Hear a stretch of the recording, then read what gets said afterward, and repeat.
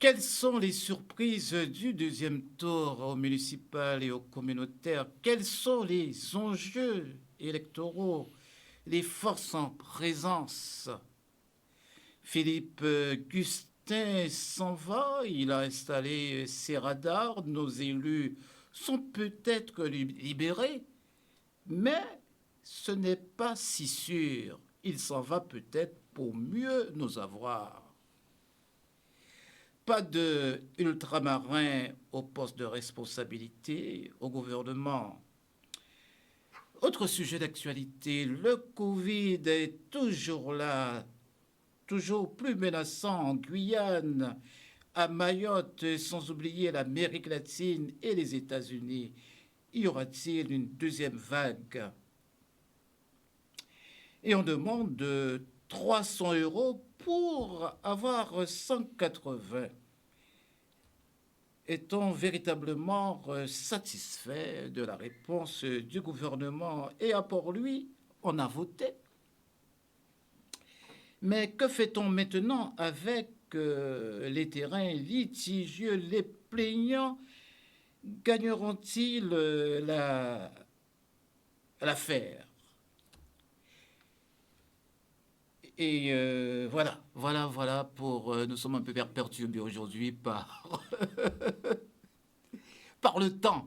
Mais mesdames, messieurs, bonjour, bon dimanche, bon café chaud.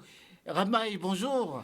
Oui, bonjour à vous, Monsieur Mandrier, bonjour, Monsieur Bouchon, bonjour à tous ceux qui nous regardent, ici comme ailleurs. Et puis, pour cette dernière émission avant les vacances, eh bien, j'espère que nous sommes un petit peu perturbés par le temps, mais enfin, on va pouvoir donner satisfaction à nos téléspectateurs. On est Bouchon. Bonjour à tous vos invités, à tout le monde sur le plateau, à tous les Guadeloupéens. Et allez Louis, bonjour. Allez Louis. On vous entend pas, hein? Là, mais par contre, je me vois à l'écran, là. Oui, ça va, on vous entend. On vous entend très bien, là, maintenant, ça va. Allez Louis, bonjour. Madame Montoute, bonjour. Nadège Montoute, bonjour. Bon, ben... Et on va continuer avec Anne-Louis. Anne-Louis, bonjour. Pouvez-vous nous présenter un peu les invités là? Nous avons monsieur Boulotte, c'est ça? Non, mais on me demande de changer mon nom parce que je m'appelle Robert Galpin. D'accord, oui. Oui. Après, nous avons Madame Christophe, infirmière... et libéral, je crois. Hein? D'accord. Bien. Alors, il y aura certainement aussi M. Mathiasien, on ne sait pas trop, on verra bien. Oui, bonjour, Mandoué. Oui. Alors, on ne s'entendait pas, on n'avait pas de son. Donc maintenant, je crois que c'est arrivé. Ouais. Mais tout le monde est là, et même le docteur Malespine va se reconnecter parce qu'il est resté en attente quelque temps, il m'a dit qu'il ne comprenait pas. Mais enfin, dans l'instant... ça peut démarrer normalement, mais on ne t'a pas entendu hein, dans tes premières propositions. Bonjour Plateau, bonjour à Raymond, à René et les autres. Et bonjour techniciens, bonjour à Nadège et toute la Guadeloupe, toutes les personnes qui nous regardent chaque dimanche. On vous souhaite un grand Kimbérède, de toute façon, à ce niveau-là, il n'y a pas de souci. Et puis, si tu peux juste reprendre certaines thématiques parce que comme on ne pas dans vous, là, nous commencer à parler. Donc, enfin, voilà. Donc, donc le thème, disons, les surprises du deuxième tour au municipal et au communautaire, et quels sont les enjeux électoraux, les forces en présence. Alors, mais après, le Covid est toujours là, toujours plus menaçant en Guyane et à Mayotte, sans oublier l'Amérique latine et les États-Unis. Donc, je vais m'adresser d'abord aux infirmières Et Nadège Montoute, Oui, Nadège bonjour, Montoute, monsieur Marie. oui, êtes-vous satisfaite de la réponse du gouvernement? Euh, S'agissant des Ségur de la santé, puisque Oui, oui, c'est voilà. le sujet que vous abordez, donc effectivement, il y a eu des négociations qui ont été donc proposées par le gouvernement, bien entendu, après qu'il y ait eu des mobilisations des professionnels de santé et qui ont concerné particulièrement les hospitaliers, donc le milieu hospitalier. Et je crois savoir que les libéraux n'ont pas été invités à discuter donc, dans le cadre des Ségur de la santé, puisque j'ai eu l'occasion d'échanger avec eux, et ils m'ont dit qu'ils n'ont pas été invités donc, à faire des propositions dans le cadre des Ségur de la santé. S'agissant des annonces qui ont été faites par le gouvernement, à savoir une augmentation qui correspond à peu près à 200 € qui seront répartis en 2 temps. Donc, en septembre, pour la moitié, une partie du montant, et l'autre montant apparemment qui serait versé en mars 2021. Je crois savoir que les syndicats réclamaient au départ, les syndicats et puis les salariés réclamaient au départ 300 € mensuels. Donc, c'était les revendications qui avaient été avancées par l'ensemble de la profession. Des professions, il y en a plusieurs dans la santé. J'ai lu un peu les réactions donc, suite aux annonces du gouvernement. Il y a effectivement 3 syndicats qui sont favorables donc, à cette augmentation parce qu'ils disent que c'est toujours bon à prendre. Ça, on entend. Après, c'est vrai qu'il y a un calcul qui a été fait aussi par d'autres syndicats qui démontrent que, compte tenu du gel du point d'indice qui avait été imposé par le gouvernement pendant près de 10 ans s'agissant de la fonction publique, donc ça concerne toute la fonction publique, y compris la fonction publique hospitalière, on est loin du compte.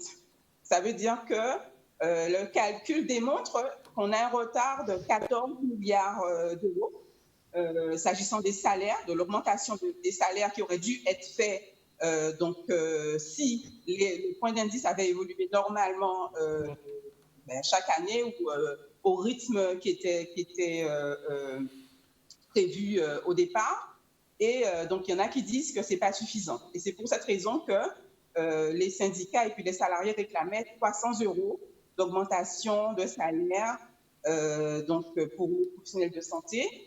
Et du coup, on accueille la nouvelle, comme les syndicats le disent aussi.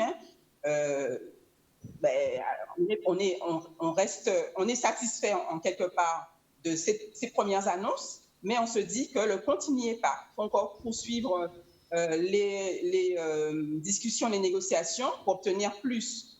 Après, bon, ça c'est que la partie salaire. Après, oui, si possible, Nadège, on a compris un petit peu les rouages et cette politique concernant ce gouvernement. J'aimerais avoir juste, comme on n'a pas beaucoup de temps, j'aimerais avoir un peu le sentiment de Chantal Christophe, infirmière libérale, concernant effectivement les avancées et leur posture actuelle par rapport à la profession. Est-ce qu'elle m'entend? Oui, oui, je t'entends bien. Je ne sais pas si vous m'entendez parfaitement bien, mais moi, je vous entends. Alors, je vais répondre à Nadège. Déjà, que Nadège, tu as eu, je me permets de dire tu, si ça ne te dérange pas, entre collègues, tu as eu une information qui a été un peu biaisée, puisque je suis présidente d'un des syndicats infirmiers. Et nous avons effectivement été conviés par l'ARS et nous avons travaillé en visioconférence avec l'ARS et avons fait des propositions pour ce qui est du secteur libéral. En l'occurrence, nous avons demandé, alors l'ordre était convié, les syndicats étaient conviés, il y avait 2 syndicats, nous, qui sommes le plus représentatif, et puis le deuxième, qui est le SNIL, alors nous, c'est la Fédération nationale infirmière. Et l'information que Nadège a eue, c'est une information du collectif. Alors, ce qui s'est passé en Guadeloupe, il y a un collectif qui a été monté en Guadeloupe. Et malheureusement, c'est que la presse donne énormément de place à ce collectif, hein, puisque je suis désolée de le dire, Alain, en tout cas, vu que je suis à l'antenne, je prends la peine de dire que ce collectif, c'est un collectif qui a été monté et, si tu veux, ce sont les personnes qui ne sont pas satisfaites. Alors, ce sont bien entendu des personnes qui ne sont pas syndiquées et qui, bien entendu, souvent ne sont pas au courant, en réalité, des avancées de la profession. Alors, en l'occurrence, elle réclame énormément de choses, hein, telles que des augmentations d'honoraires, etc., alors même que le gouvernement vient de négocier avec nos fédérations et augmenter pas mal de nos actes. Donc, pour revenir à ce qui est du Ségur, effectivement, elles n'étaient pas conviées puisqu'elles ne sont pas représentatives. Elles ne sont pas représentatives et elles ne sont pas légalement, selon le gouvernement. C'est simple, hein, pour le gouvernement, c'est exactement pareil que pour les syndicats de tous les salariés. C'est-à-dire que lorsque vous êtes suffisamment représentatif au niveau national, à ce moment-là, les représentants nationaux sont conviés à chacune des négociations, dès lors qu'il y a quelque chose, un enjeu particulier. Donc, on nous convie. Donc, s'agissant de la Guadeloupe, l'ordre était convié, la Fédération nationale infirmière était conviée et le syndicat national des infirmiers et infirmiers libéraux était convié. Nous étions à 3 organismes représentatifs. Et en l'occurrence, ce que nous avons demandé, nous avons surtout demandé, plutôt que une augmentation d'honoraires, hein, puisque je viens de vous expliquer pourquoi, nous avons demandé surtout davantage de marge de manœuvre, on va dire ça comme ça, c'est-à-dire que nous avons demandé d'élargir un petit peu nos champs de compétences, d'autant qu'on se rend compte que l'infirmière libérale, le contexte du Covid a montré que dans certaines situations, nous ne pouvons pas rester dans l'attente d'un médecin, nous ne pouvons pas rester dans l'attente d'un protocole qui soit mis en place au dernier moment. Et nous avons en l'occurrence demandé que dans des situations d'urgence, il y ait des protocoles déjà préétablis. Alors un protocole, c'est quoi pour la population? C'est par exemple, comme je vais prendre l'exemple d'un diabétique, le patient diabétique est suivi par l'infirmière, mais il y a déjà des protocoles préétablis, c'est-à-dire que lorsque le patient a une décompensation quelconque de sa maladie, eh bien déjà on sait que dans telle situation, il va falloir donner tel médicament à telle dose et puis voilà, c'est un petit peu comme ça que nous avons. C'est ce type de proposition que nous avons fait. Et aussi, nous avons comme proposition de pouvoir faire évoluer la profession, alors toute la profession bien sûr, hein, mais pour ce qui est du secteur libéral, donc faire évoluer la profession parce qu'au jour d'aujourd'hui, notre profession infirmière, elle a obtenu un statut qui est au-delà du simple statut de licence, puisque c'est vrai qu'au jour d'aujourd'hui, il existe des infirmières de pratique avancée. Alors, la pratique avancée, c'est quoi? Ce sont des infirmières qui ont un statut de master et qui, en l'occurrence, peuvent participer dans pas mal de projets, d'accord? Je ne vais pas rentrer dans les détails puisque mon message, il est en direction de la profession. Alors, ce qui était question, il était question d'avoir davantage donc, de compétences et, en l'occurrence, qu'en Guadeloupe, cette compétence en question, qu'il puisse y avoir des formations en rapport avec les compétences en question, de manière à ce que les infirmières, libérales ou pas, hein, que les infirmières d'une puissent en Guadeloupe pouvoir accéder à ce niveau master de pratique avancée, parce que lorsqu'elles vont en pratique avancée, lorsqu'elles suivent ces formations, elles sont obligées de partir en métropole. Donc, avec tous les frais que cela peut engendrer, hein, les frais d'hébergement, les frais de voyage, les frais universitaires, etc., etc. Bien. Et puis, mis à part ce statut de pratique avancée, il existe des possibilités pour l'infirmière, je finis juste parce que c'est important, il existe des possibilités pour l'infirmière de mettre en place des consultations infirmières et d'être des infirmières cliniciennes. Et c'est pourquoi nous avons demandé d'avoir ces formations en Guadeloupe, demandé surtout avec les médecins qui étaient présents, etc. Nous avons demandé que la Guadeloupe soit davantage autonome pour prendre ses décisions sur son territoire. Parce que nous ne pouvons pas être dans l'attente de décisions qui sont prises au national, alors même que nous avons un contexte qui est complètement différent de celui du national. Donc la grande proposition surtout, c'était d'avoir aux Antilles en tout cas, que l'ARS, les instances, et puis puissent mettre en place des formations, notamment universitaires, sur le territoire de la Guadeloupe, avec des médecins universitaires, des médecins guadeloupéens, d'accord, de manière à ce qu'on puisse accéder à toutes ces formations et proposer, j'ai fini. Je pense que tu t'es très bien fait comprendre. Est-ce que le docteur Malespine est avec nous? Il est là, le docteur Malespine? Docteur Malespine? Il n'est pas connecté. Hein. Il n'a pas su se connecter ou bien il est encore en attente pour pouvoir accéder. On revient à Nadège Moutout. Vous n'êtes pas, en fait, Nadège, vous n'êtes pas en contradiction totale avec votre collègue. Non, pas du tout. Elle a parfaitement raison parce que, effectivement, je sais que le collectif de Telpa n'est pas organisé officiellement au regard de la réglementation, on va dire, qui est prévue.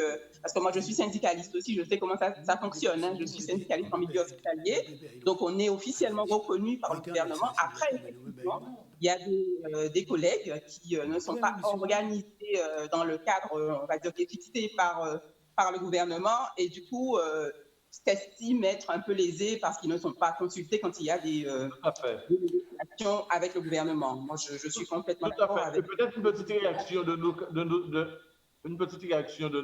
camarades sur le plateau, peut-être René ou Raymond. Il nous reste 30 minutes. Là. Oui, justement. On va passer au deuxième thème. Là. Et, comment on passe au deuxième thème, si, parce que là, on n'a pas beaucoup de temps, on termine là. En plus, M. Malespine n'est pas là. Alors, pour parler un peu du virus. Bon, on n'aura pas le temps là. Alors, on passe avec monsieur... avec Léo. Monsieur Boulotte. Merci, merci les infirmières pour les informations. Essaie d'être précis et concis si possible. Oui. On n'a pas beaucoup de temps, Léo. Ouais. Oui, mais moi je vais être très concis. Déjà, bonjour rapidement, aux spectateurs de Canal+, très rapidement.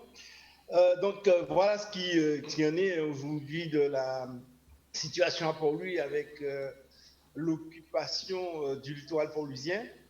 Tout le monde sait, donc, que ça a été largement diffusé, que donc, les Port-Louisiens sont en action pour retrouver leur littoral sur une parcelle de 1700 m². Et sur une deuxième parcelle qui fait à peu près 400 m², qui se trouve un point de vue qui est le seul point de vue qu'il y a sur le littoral au bout de Port-Louis et qui a été donné en AOT à un jeune Guadeloupéen pour faire un restaurant. Mais pour l'instant, c'est là où nous en sommes. Pendant la parcelle de 1700 m², nous avons donc été assez étonnés et ahuris de voir lundi, après la mise en place du maire de Port-Louis, M. Hubert, que les propriétaires ont décidé de s'attaquer à des travaux de terrassement. Et donc, nous avons été choqués, puisque pour nous, il s'agissait d'une espèce je ne sais pas le mot, mais comme si on voulait nous provoquer, voilà, comme si c'était une provocation. Donc nous avons réagi, surtout sachant que ces personnes-là, parce qu'ils ne nous respectent pas, ne font pas les choses normalement et n'ont pas fait une demande d'ouverture de chantier, simplement. Voilà. Donc on a été obligé de faire intervenir la police municipale pour demander l'arrêt des travaux. Et en cela, on a constaté que la gendarmerie, par contre, a pu faire des causes pour que nous estimions, nous, notre légitimité de pouvoir demander que le littoral de Port-Louis, qui est consacré à des projets publics, ne soit pas consacré à un projet privé. Donc, nous avons adressé au maire de Port-Louis une demande en recours gracieux, parce que la demande en recours hiérarchique, c'est le préfet, et en contentieux, c'est le tribunal. Donc, nous avons adressé à la préfet et au maire de Port-Louis une demande en annulation du permis. Donc, ça, c'est déjà la première chose. La deuxième chose, c'est que pour la première fois, nous avons été reçus par la municipalité, c'est M. Hubert qui nous a reçus. Depuis 2018, nous n'avions jamais connu cet honneur d'être reçus par un maire sur cette question fondamentale pour les Port-Louisiens. Je dis aussi que je remercie l'ensemble des Port-Louisiens parce que contrairement à ce qu'on croit, la grande majorité des Port-Louisiens, nonobstant leur positionnement électoral, est contre ce projet d'aménagement privé sur le littoral port-louisien. Donc, fort de cela, le maire a entrepris une démarche de négociation et de discussion, a contacté déjà ses promoteurs, a contacté la CEMAC. Donc, nous sommes en attente de réunion tripartite avec le maire, la CEMAG et le comité et donc les occurrents. Voilà. Donc, voilà où on en est. Le combat continue. Nous demandons pour les de rester mobilisés, veiller actifs. Nous n'allons pas lâcher de morceaux. Il faut revoir la question de l'aménagement du territoire en Guadeloupe. La question du littoral, c'est une problématique. Et donc, il faut absolument qu'on entre dans l'état d'esprit, la philosophie du développement durable. On ne fait qu'en parler, mais en fait, dans la réalité, M. Matsatien, j'espère là-dessus, nous dire quelque chose. Il n'y a pas l'esprit du développement durable en Guadeloupe. Lorsqu'on fait ça, on n'est pas du tout dans l'esprit du développement durable. Merci. Il va falloir qu'on s'y attaque. Merci, monsieur Lélio Boulat. Le combat continue. Avec un A. Boulat, excusez-moi. Léo Boulat. Alors, et bon, nous passons déjà, parce que là, nous n'avons pas beaucoup de temps, donc sur les surprises d'élection municipale, monsieur Ramaya. Merci, monsieur. Alors, s'agissant oui. S'agissant des élections municipales, moi, je n'ai pas de grandes surprises. Je n'ai pas connu de grandes surprises dans la mesure où, ici, même sur ce plateau, on a toujours, à Eco-Club, dit un certain nombre de choses qui s'est révélé un petit peu vérifiées lors de ces élections, à savoir que s'agissant des chefs d'édilité qui ont posé des problèmes, notamment sur la manière de gérer les déficits qu'on a connus en Guadeloupe dans presque la totalité des communes de Guadeloupe. Et on a toujours dit qu'il faut peut-être penser à un changement au niveau de l'élite politique. Et je constate que les Guadeloupéens ont voté en ce sens pour un gros changement de l'élite politique en Guadeloupe, où nous avons presque la moitié des maires qui ont été renouvelés. Donc, pour moi, c'est une très bonne chose. Et s'il y a encore quelques maires à renouveler, je pense que ce sera fait lors de la prochaine session, dans 6 ans. Mais pour moi, ce n'est pas une surprise qu'il y ait ce changement de près de la moitié des chefs d'édilité, des maires de Guadeloupe.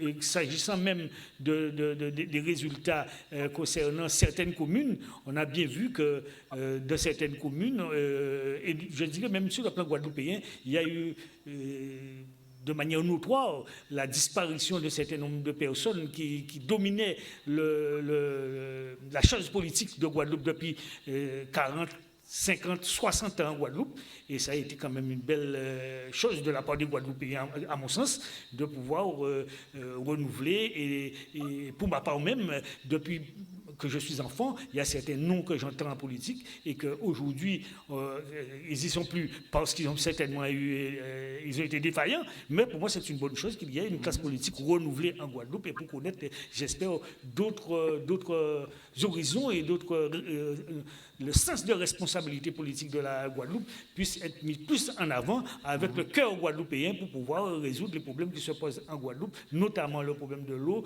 le problème du transport. Et je dirais aujourd'hui, il y a un problème aussi qui, en général, je suis toujours en accord avec les autorités en place, souvent, mais sur le plan des radars qui pilulent sur la Guadeloupe, là, je suis un petit peu sceptique.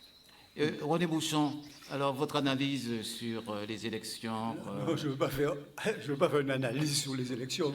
Comme tu as posé la question au départ, les surprises, moi, il y a une élection qui m'a beaucoup surpris.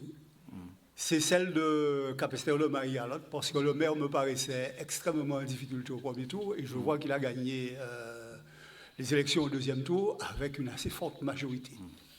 Ensuite, les autres élections ne m'ont pas surprise parce que les résultats du premier tour annonçaient déjà les résultats du deuxième tour. Et connaissant ma sensibilité en particulier, je savais pertinemment que Jean-Marie Hubert aurait réussi à gagner les élections pour lui parce que le sérieux de Jean-Marie Hubert et de son équipe et le fait que le maire s'était trouvé en difficulté sur un certain nombre de problèmes, notamment le problème du littoral, je savais que les élections auraient été perdues. Cependant, ce qu'on peut constater, c'est qu'il y a effectivement un renouvellement du personnel politique, mais qui était déjà annoncé au premier tour, parce que les maires qui sont tombés au deuxième tour, il faut savoir qu'ils étaient déjà en difficulté au premier tour. De même que ceux qui ont réussi à gagner des municipalités, comme Cédric Cornet et autres, ils étaient déjà en position de gagner les municipalités de leur premier tour. Ce que je peux dire, c'est que la situation en Guadeloupe a beaucoup influencé sur les résultats. Et la question de l'eau a été un des problèmes importants et majeurs dans le renversement d'un certain nombre de municipalités et dans la transformation politique qu'il y a eu à ce niveau-là. Donc, voilà la première chose que moi je peux dire sur la question des élections municipales. Mais les élections municipales n'étaient que le deuxième tour ou le troisième tour qui devait continuer avec les élections des communautés d'agglomération. Et manifestement, derrière ces élections municipales, il y a l'enjeu des élections régionales aussi qui s'est posé et qui a poussé les gens à prendre un certain nombre de positions. Voilà. Oui. Monsieur Mathiasien, Philippe Gustin s'en va, vous êtes content? Un préfet va remplacer un autre.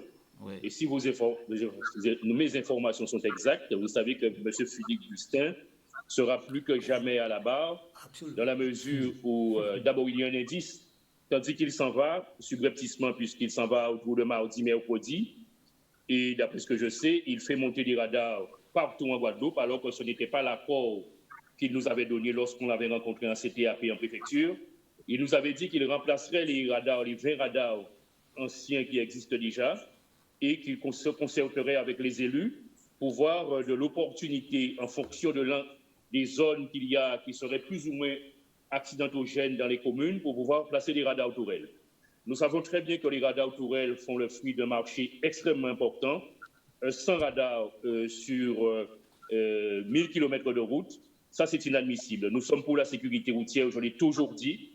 Et ce n'est pas un hasard si, lorsque j'avais rencontré le ministre de l'Intérieur, qui m'avait donné la garantie qu'on arrêterait la mise en place des radars, que M. Gustin, tout de suite après, lorsque j'ai fait mon communiqué, s'est adressé au Premier ministre et à ses amis qui sont de droite au sein, parce que il faut savoir que Gustin était le directeur des Républicains, lorsque Sarkozy avait eu 11 millions de dépassements de compte de campagne, et que c'est lui qui était destiné, qui était désigné pour faire, en quelque sorte, mettre les choses dans l'ordre. Ça, c'est une première chose. La deuxième chose, concernant les élections municipales, c'est vrai, je suis d'accord avec ce qu'a dit mon ami René Beauchamp. Les gens ont souffert et ont fait payer cela aux maires, surtout ceux qui étaient là depuis très longtemps. Par ailleurs, je dois vous dire que pour ce qui concerne, alors j'ai une réflexion à faire parce que nous avons très peu de temps, donc je voudrais faire une réflexion sur le gosier. Oui, mais je vais être lapidaire, mais vous avez parlé du gosier, il faut que j'en parle. Moi, je pense que le gosier, un peu comme l'affaire Dreyfus en France à l'époque, divise beaucoup la Guadeloupe. Alors, de quoi s'agit-il? Soit nous sommes dans un état de droit, soit nous ne sommes pas dans un état de droit. Monsieur Cédric Cornet, l'actuel maire du Gosier, a bénéficié, bien entendu, d'une erreur d'appréciation de la municipalité sortante, erreur d'appréciation qui est devenue une grave erreur politique. Il a fait son chemin, il a été en contact avec la population. Nous sommes dans un état de droit. Monsieur Cornet a eu à répondre devant les tribunaux. Il a conservé sa capacité d'aller aux élections. À partir du moment où nous sommes dans un état de droit et qu'il a conservé, les juges n'ont pas jugé utile de lui interdire de se présenter à une élection, il faut que les Guadeloupéens sachent maintenant que c'est la démocratie qui a joué, c'est le peuple gosérien qui a voté dans son entier, dans sa grande majorité. Par conséquent, on peut toujours s'en émouvoir, chacun peut avoir une opinion sur la question, mais voilà les faits. Nous sommes dans un état de droit où nous ne sommes pas. En ce qui concerne maintenant la question, je voudrais revenir sur la question des infirmières quand même, parce que c'est très important. Je voudrais simplement dire que s'il n'y avait pas eu cette crise du Covid, eh bien, le président Macron et les autres ne se seraient pas penchés sur la question de la santé. Or, beaucoup savent très bien que l'hôpital est en souffrance, la santé est en souffrance, on a promis de grandes réformes qui ne sont pas venues. Par conséquent, je crois que c'est d'abord la crise et ensuite la lutte des soignants, à quelque niveau que ce soit. Je vais être très succinct pour dire tout simplement que je serai très attentif aux résultats de ce Ségur de la santé et d'autres propositions qui seront faites à l'Assemblée nationale et j'aurai l'occasion d'amender dans ce sens. Et voilà ce que j'ai envie de dire. Et j'ai envie de dire un mot sur le changement de gouvernement, si vous permettez.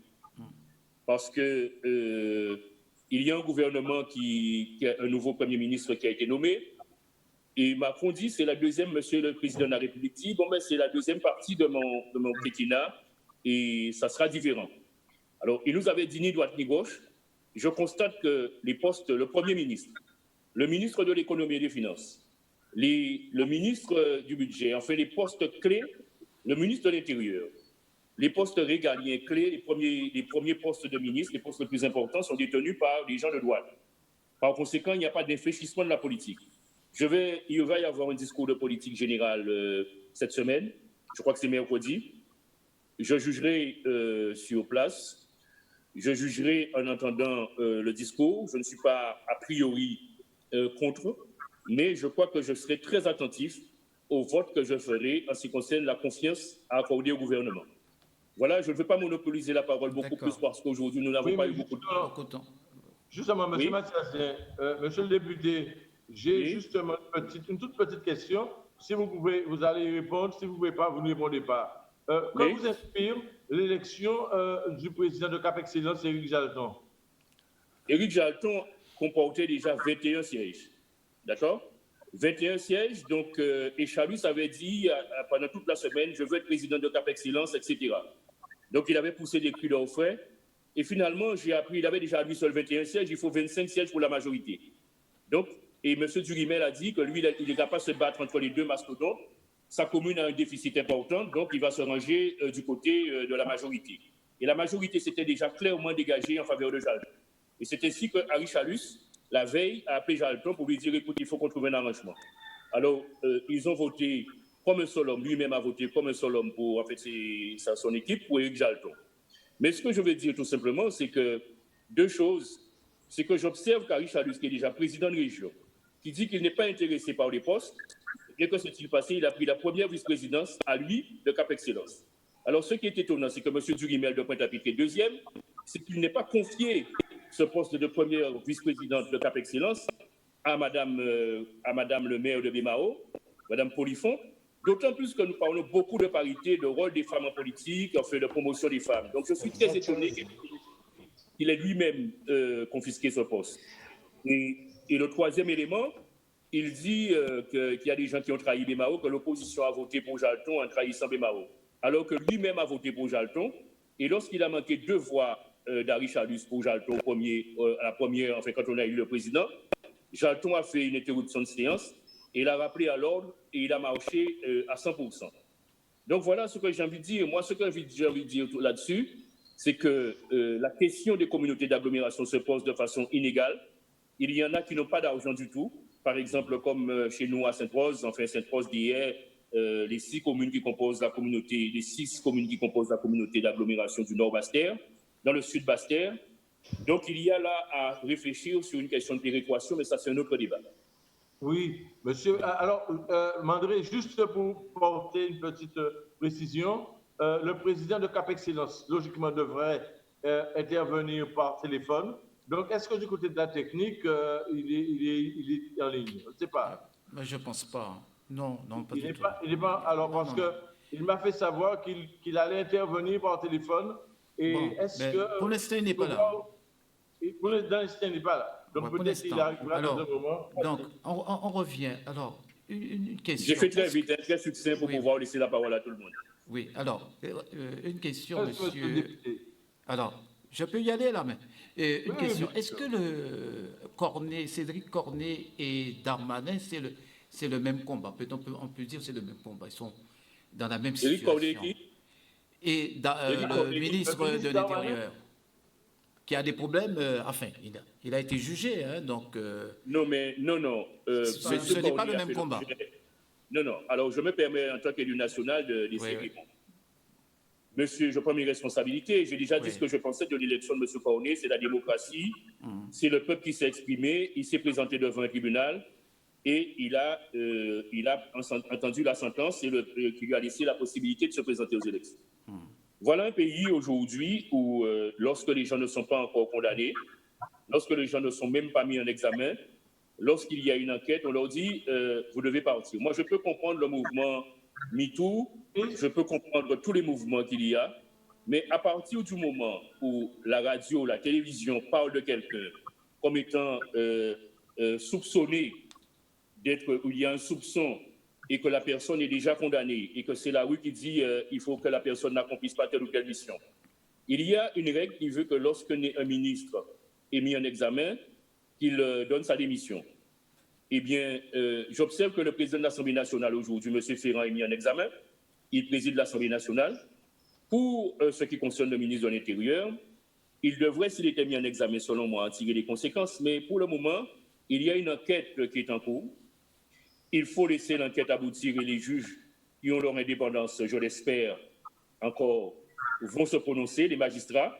Et à partir de ce moment-là, il sera présumé coupable parce qu'il aura été mis en examen, parce qu'il y aura de fortes présomptions contre lui. Mais pour l'instant, on sait seulement qu'il a fait l'objet de non-lieu, qu'il y a eu appel, etc. Je pense que, de grâce, aucun citoyen ne voudrait, uniquement parce qu'il est, soupçonné, et qu'il y a une enquête qui est préliminaire qui est ouverte, qu'on nous dise, par exemple, qu'il est déjà déchu de ses droits civiques et de famille. Donc il faut savoir raison garder. Oui, tout à fait. Attends, allez. Tout à fait. C'est un peu surprenant de voir les manifestations de MeToo et des organisations féministes, je dirais, de salir, je dirais, un ministre. De quelque bord que ce soit, un homme, et je dirais un homme tout simplement, et qui n'a pas encore été condamné, dont l'instruction est en cours, et de traîner dans la boue et dans les caniveaux, un personnage, ça aurait pu être moi, ça aurait pu être vous aussi. Donc j'estime que c'est pas de cette façon, dans un pays de droit, que les choses doivent se passer. Nous sommes dans un pays de droit, il y a une manière de faire, il y a une certaine déontologie, un certain respect de la loi et de la personne pour pouvoir avoir de traîner dans la rue quelqu'un qui n'a même pas encore été condamné ni même jugé. Ce sont des soupçons qui sont retenus contre le ministre, même si les choses sont en cours, mais il faut au moins attendre le dénouement. Concernant l'affaire Cornet, je suis tout à fait d'accord. Le peuple a parlé. Maintenant, nous sommes aussi là encore dans un pays de droit. Si la loi n'est pas respectée, à ce moment-là, les personnes responsables de faire appliquer la loi vont faire appliquer la loi. Mais à ma connaissance, Cornet n'était pas, exempt de se faire élire, d'être candidat au gosier. D'autre part, concernant le nouveau gouvernement, moi, je suis un petit peu abasourdi lorsque j'entends il y a des hommes de droite, il y a des hommes de gauche, il y a des hommes du centre. Moi, il y a un gouvernement qui est mis en place. On doit porter certainement une position politique s'agissant de cette affaire-là. Mais avant de porter jugement, ce n'est pas parce qu'on est contre quelqu'un que tout ce que cette personne fera ne sera pas bon.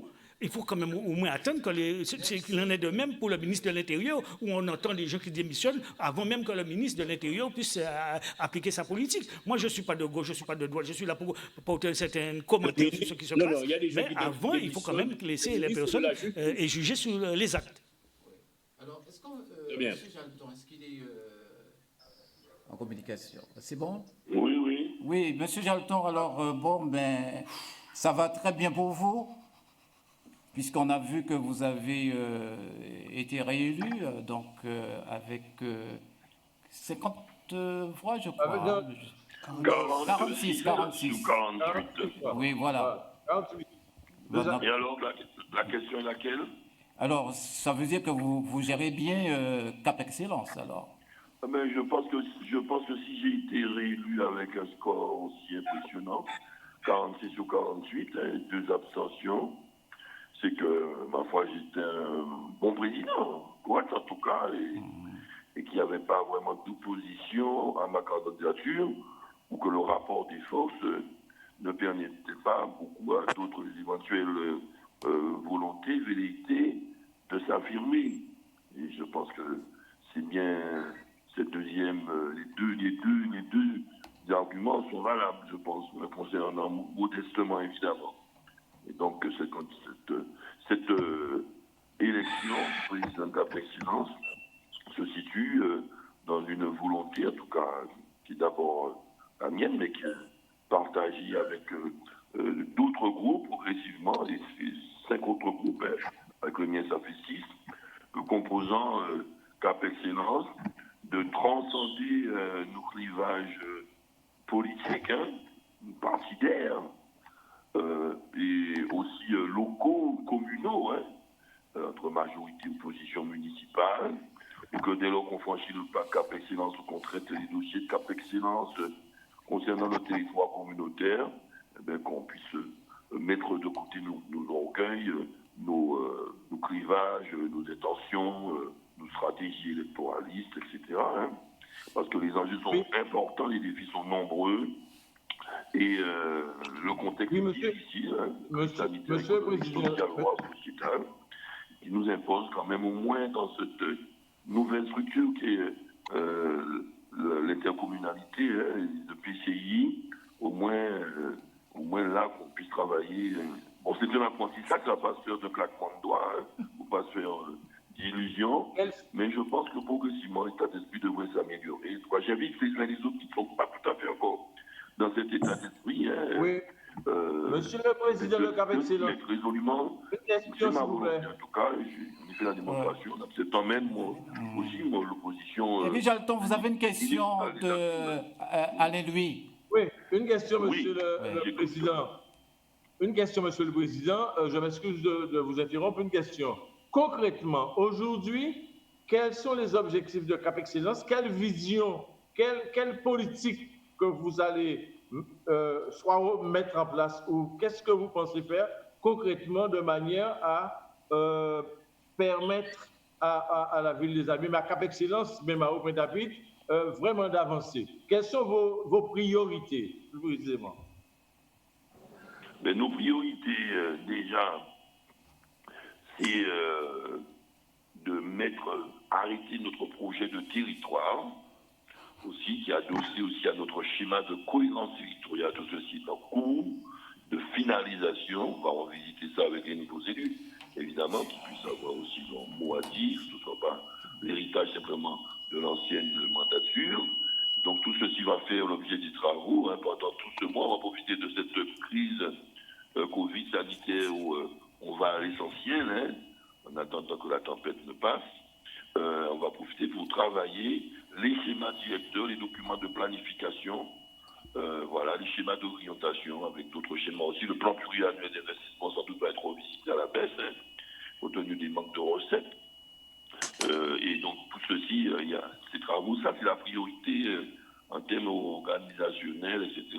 Maintenant, le contenu de nos ambitions demeure les mêmes, c'est l'accompagnement évidemment économique, aux côtés du chef de file qui est la région et de l'État, auprès de nos entreprises, auprès du tissu d'entreprises, dans tous les secteurs d'activité.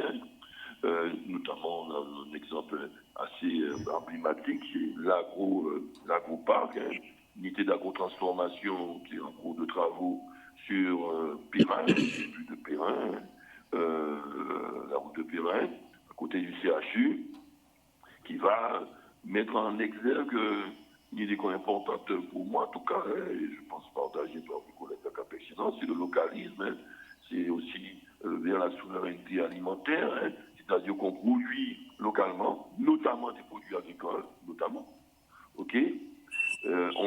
On transforme ces produits avec des unités comme l'agro-parc, localement toujours, et ensuite on va satisfaire les besoins de la consommation toujours locale. Donc ça s'inscrit parfaitement le développement durable, il y a un minimum de transport, donc pas de réchauffement climatique. Et en même temps, il y a une souveraineté alimentaire qui est importante. On n'est pas dépendant des réseaux de transport extérieurs, de l'importation. Et on peut manger local en même temps. Et c'est un côté aussi écologique. On termine, Président. Merci. Oui. Nous sommes un peu pris par le temps. Nous sommes un peu pris par le temps. Mille excuses. Oui. Mais une question, si vous on se reverra à la rentrée. Pensez-vous être candidat aux élections régionales? Mais Alain, c'est déjà la fin, là.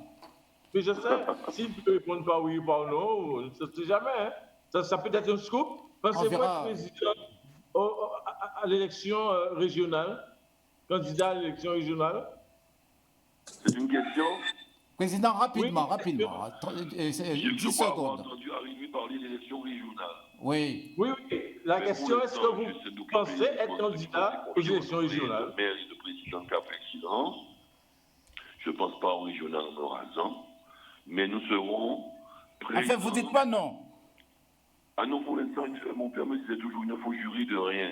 D'accord. OK. Il ne faut jurer de rien. Mais en tout cas, nous serons présents au régional d'une façon ou d'une autre. D'une façon ou d'une autre, Éric Jalton, la frappe, les composantes de la frappe, nous serons présents évidemment aux élections régionales. Nous allons d'abord faire un bilan de la mandature écoulée. OK. Merci, Président. On retient que vous... Quelle stratégie politique? Non, on retient que vous serez présent d'une manière ou d'une autre. Oui, d'une manière ou d'une autre. La frappe, les composantes de la frappe, les confédérations, on sera présent. Ça ne veut pas dire tête cerise, hein. Ah, d'accord. Merci, Président. Merci, Alain, parce que là, on termine, c'est déjà la fin. Eh bien, la prochaine fois, appelez-moi plus tôt. Oui, d'accord. En septembre. Merci. Oui, puisque c'est la dernière, là. Oui, c'est la dernière. Donc, très rapidement, René, un petit mot pour... Non. On se revoit en septembre, René? Absolument, oui. D'accord. Et on donne le mot pour septembre. En septembre. Bon, mais bonnes vacances à tout le monde et à la rentrée. Alain, on se revoit en septembre, Alain? Oui, bien sûr, si Dieu veut, avec la volonté de Dieu. Mais ce que je peux dire, je remercie en toute cette cause Canal 10, je remercie évidemment toutes les personnes qui ont participé depuis le Covid en visioconférence et bien évidemment tout ce que nous avons pu aussi porter à la population qui nous suit régulièrement. Et je rappelle, je vous donne ce scoop, en septembre sera l'anniversaire de Eco Club, qui fêtera ses 20 ans d'existence. Et vous comprendrez que ça sera une grande et belle fête au mois de septembre. N'est-ce pas, messieurs? Tout à fait. Oui. Alors, voilà. Bravo, bonne journée, bon dimanche. Et puis, Chantal, Nadège. Merci beaucoup. À très bientôt. Bonne journée aussi à tous. On se retrouvera sans doute en septembre. Oui, à très bientôt. Bonne journée. Merci de nous avoir suivis. Passez une excellente journée. Et en septembre, vous passez des bonnes vacances. Merci.